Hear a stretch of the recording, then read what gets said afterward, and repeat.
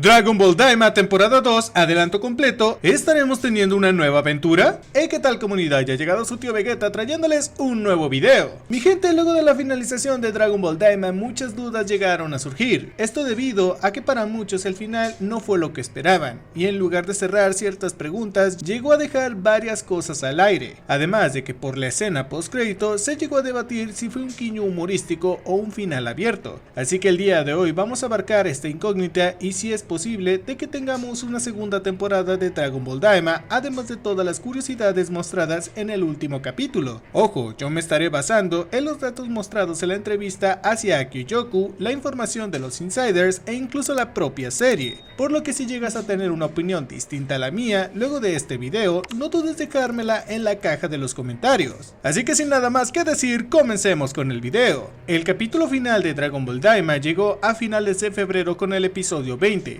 Este episodio estuvo lleno de referencias y homenajes que marcaron esta despedida. Desde el primer capítulo quedó claro que Dragon Ball Daima era un homenaje al maestro Akira Toriyama, puesto que hasta el momento Daima ha sido bastante fiel a los paneles del manga original, y este episodio final no fue una excepción. El episodio número 20, titulado Máximo, nos regaló momentos que evocaron otras sagas de Dragon Ball. Una gran parte de la batalla de Goku contra el Rey Goma es una clara referencia a sus ataques contra Baby en Dragon Ball GT, y la patada de Goku en Super Saiyajin 4 a Goma recuerda a la de Vegeta contra Cell en su forma semi-perfecta. La icónica pose del Kamehameha de Goku en este episodio es un claro easter egg a una ilustración de Akira Toriyama donde se le ve realizando el ataque en la misma postura. También encontramos una referencia al Mafuba, la técnica de contención que se utilizó contra Piccolo Daimao y otros villanos. En el momento que Goma y Degus son capturados, los vemos siendo encerrados de la misma manera que en el Mafuba. Otra referencia captada por los fans ha sido donde Goku aparece sentado en la misma postura que en el ending número 7 de Dragon Ball Super. Sin duda alguna, esta ha sido la primera vez por parte de Dragon Ball Daima que podemos ver a Mr. Popo sin su turbante tanto en su versión infantil como en su versión adulta, lo cual confirma que tiene cuernos como Toriyama había mencionado en una entrevista al haber comentado que Mr. Popo venía del otro mundo. Trunks, por su parte, usa una vestimenta que hace referencia a la portada del tomo número 37 del manga original de Dragon Ball, pero claro está con los colores diferentes. El combate de Goma y Degus en un videojuego es un claro homenaje a la ilustración de Toriyama en la Jump Multi-World, donde Goku y Vegeta también jugaban a videojuegos. No es la primera vez que vemos a los personajes de Dragon Ball jugando a los videojuegos, puesto que en la saga de Black, Toyotaro hizo su propia versión donde hizo que Bills jugara a una parodia de Mario Kart. Pequeños detalles como Bulma observando su piel anticipa eventos posteriores, como su deseo a Shenlong en Dragon Ball Super Super Hero para así rejuvenecer su apariencia y su clara obsesión que tiene con el rejuvenecimiento de la piel y la juventud. Esta obsesión de Bulma por la juventud se ha formado con el paso de los años, donde en sus inicios Bulma siempre alegaba que era una chica joven y muy bella. Cuando ella comenzó a crecer, vemos que le molesta el hecho de que le hicieran notar su edad. En Dragon Ball Super se comenzó a desarrollar aún más la obsesión de Bulma por la juventud, así que Daima se encargó de darle un pequeño origen al detonante de querer volver a conseguir la juventud de su piel como la de una niña. Otro detalle bastante curioso y que algunos no habían notado es que ahora los habitantes del reino demoníaco ya no están portando los collares creados por Arinzu. Si nos fijamos, por ejemplo, en la dueña de la taberna, podemos ver que en su primera aparición está portando este collar y en la escena post crédito ya no lo tiene más. Por último, y uno de los más tiernos, es la pantalla final, pues este resulta ser una referencia al bumper comercial del especial de Trunks del futuro, en donde están posicionados prácticamente de la misma forma. Y ahora, algo que muy poco se menciona es que este episodio nos muestra un Toriyama más fiel a su estilo. Dragon Ball fue solo una parte de su vasto trabajo, y Daima se siente más cercano a su esencia, creando una historia con una estructura autoconclusiva, más como en la línea del Dr. Slump y otros de sus proyectos. Toriyama siempre ha sido impredecible y a lo largo de los años dejó en claro que nunca haría lo que el público espera. En este caso, Daima no llegó a encajar con ciertas cosas de la continuidad de Dragon Ball Super, lo que ha generado varios debates entre los fans. El mismo Toriyama escribió la batalla de los dioses, la resurrección de Freezer y estuvo participando en otras sagas como la de Goku Black y el torneo del poder. Sin embargo, Daima llegó a romper con esas líneas argumentales, podría interpretarse como una historia paralela y una narración hecha con sus propios términos. No conectó con Super, lo que fue una sorpresa para muchos. Sin embargo, Daima muestra el estilo de Toriyama en su máximo esplendor, desde el Power Up de Goku en Super Saiyajin 4 hasta la victoria final de Majin Buu utilizando un libro de magia. El episodio demuestra su estilo característico y este es un recurso que recuerda a la saga de los Saiyajins en Dragon Ball Z, cuando Yajirobe, un personaje secundario, termina jugando un papel clave al cortarle la cola a Vegeta en el último momento. Parece que muchos fans están actualmente acostumbrados a finales que nos había mostrado por ejemplo Toyotaro en la saga de Granola, donde vemos que llega un nuevo villano y deja todo preparado para una nueva saga. Y para los fans de Dragon Ball clásico, recuerden que Toriyama solía sorprender al público con finales que nadie se esperaba. El ejemplo de Yajirobe es uno de esos tantos. Otro sería cuando Oolong salvó el día robándose el deseo de Pilaf pidiendo unos calzones, o cuando Mr. Satan ayudó a Vegeta para que Goku acabara con Kid Buu.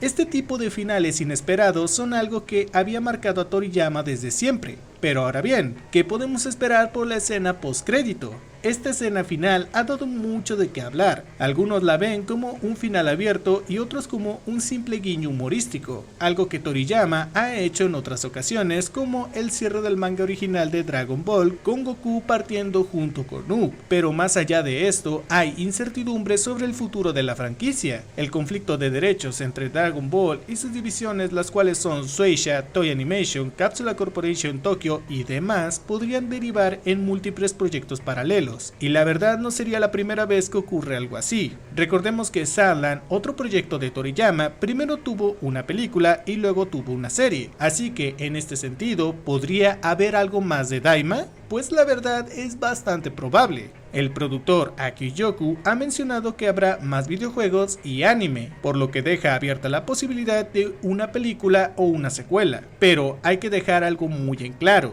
Si bien podría haber una segunda temporada de Dragon Ball Daima, la realidad es que no se daría muy pronto y esto podría llegar a tomar mucho más tiempo. Y ahí te va el porqué. La primera razón es porque está el asunto de la batalla legal con Shueisha por los derechos del anime y los videojuegos de Dragon Ball, puesto que los derechos del anime que está peleando Shueisha es Dragon Ball Super junto con la historia creada por Akira Toriyama y Toyotaro en el manga. La batalla por los derechos de Dragon Ball Super aún puede que se estén librando debido a que no hemos tenido nuevas actualizaciones al respecto y Akiyoko no ha mencionado absolutamente nada sobre la batalla legal. Sin embargo, tomemos en cuenta que Dragon Ball Daima sí tuvo luz verde por parte de Shueisha, y Yoku fue el productor ejecutivo del anime y supervisó el desarrollo de la serie junto con Toei Animation y Akira Toriyama. Muy probablemente, si llega a tener una continuación el anime de Daima, Iyoku sería el que pelearía por la aprobación de una segunda temporada, pero hasta que no haya un arreglo legal por parte de Shueisha con Iyoku, esto será un incierto. Otro motivo por el cual la segunda temporada de Daima tardaría bastante es bastante lógico.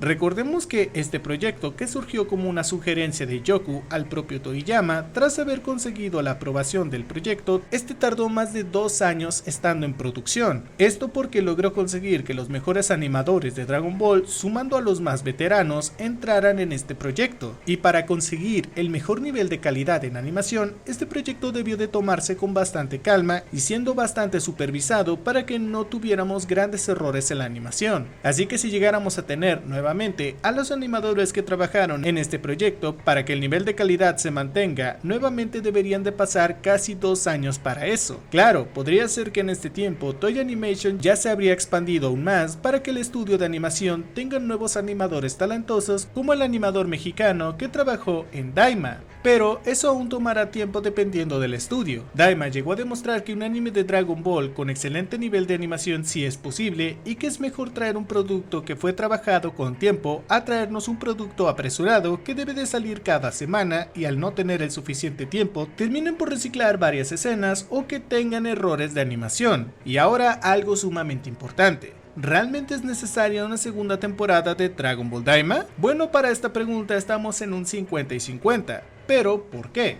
Bueno, aparte del curioso final que tuvo Daima, el anime dejó muchas preguntas al aire, como por ejemplo quienes llegaron a ser los anteriores reyes del reino demoníaco. Durante el flashback se llegaron a demostrar los antecesores del reino demoníaco, pero nunca se aclaró quiénes fueron, además del padre de Dabura. Lo siguiente fue acerca del padre de Dabura, pues a pesar de que la serie solo lo llegó a mencionar levemente y soltando algo de información de él, jamás exploró acerca de su pasado. Otra pregunta sería, ¿qué fue lo que pasó durante el reinado de Dabura? Recordemos que Dabura hasta el momento continúa siendo un misterio en referencia a su pasado. Vemos que Dabura había traicionado a su padre y logró apoderarse del trono, pero no sabemos qué fue lo que hizo para que fuera apreciado en el tercer reino al tener una estatua de Victoria. De hecho, con referencia a esta estatua, nunca se le volvió a mencionar o se volvió a ver. Otra de ellas fue cómo y por qué se dejó manipular por Babidi, puesto que si lo tenía todo y tenía un buen gobierno, ¿por qué se dejó apoderar por el mago Babidi y sucumbir a su poder? Otra pregunta que quedó en el aire ha sido sobre el origen de Raimus y el gran rey demonio que quiso expandir el universo.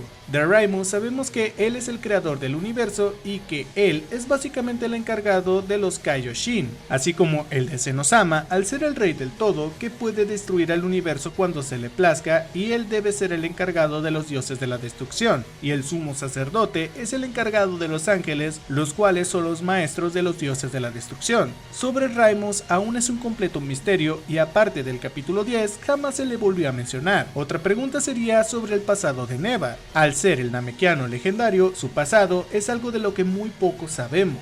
Otra de las cosas que quedaron en el aire ha sido sobre los gigantes mencionados luego de escapar del gigante del capítulo número 13. En dicho capítulo, Neva menciona que aparte de ellos, existen criaturas más gigantes que estas y mucho más peligrosas, dejando en claro que en el reino demoníaco aún quedan muchas cosas por explorar, así que estas y muchas cosas más se quedaron abiertas, por lo que hay dos posibilidades. La primera ha sido para que Toyotaro se encargue de profundizar más en estas historias en futuras entregas, pues luego de haber expandido el lore de esta manera, Toyotaro tiene más material nuevo para explorar en el futuro del manga. Lo otro sería dejar abierta la posibilidad a una nueva temporada de Dragon Ball Daima en donde continúen explorando el reino demoníaco. Honestamente, ambas opciones son bastante válidas, pero dependiendo del público y lo que esté pasando internamente, sabríamos qué podría pasar para el futuro de Dragon Ball Daima. Pero al final del día, ¿tú qué opinas? ¿Crees que Dragon Ball Daima llegue a tener una segunda temporada o que los datos soltados durante el transcurso de la serie se estarían abordando en futuras sagas de Dragon Ball Super?